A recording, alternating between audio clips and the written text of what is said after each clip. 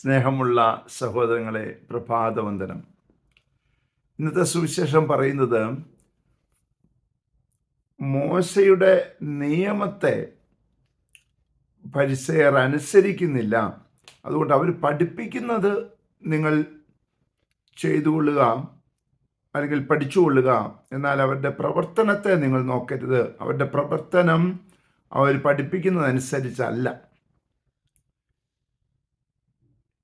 ഈശോ എന്താണോ പ്രസംഗിച്ചത് അത് തന്നെയാണ്, ആ വഴിയിൽ കൂടെ തന്നെയാണ് ജീവിച്ചത്. അതാണ് യേശുവിൻ്റെ ശിഷ്യന്മാരും ചെയ്തത്. എന്നാൽ ഈശോ പഠിപ്പിച്ചത് അനുസരിച്ച് അല്ല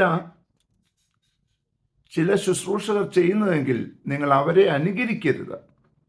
ഒറ്റവാക്കിൽ പറഞ്ഞാൽ, focus on Christ, focus on the word of God and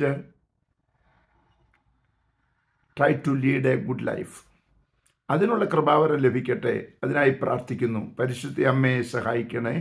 വിശുദ്ധ യോസേപ്പ് പിതാവേ, ഞങ്ങൾക്ക് വേണ്ടി പ്രാർത്ഥിക്കണേ. പരിശുദ്ധാത്മാവേ, എഴുന്നള്ളി വരണേ. പരിശുദ്ധ പരമ ദിവ്യകാരണത്തിന് എന്നേരവും ആരാധനയും സ്തുതിയും പുകഴ്ചയും ഉണ്ടായിരിക്കട്ടെ. ആമേൻ.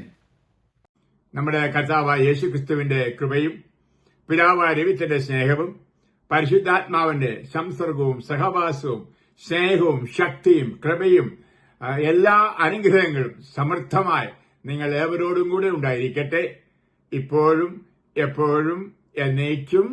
ആമേൻ.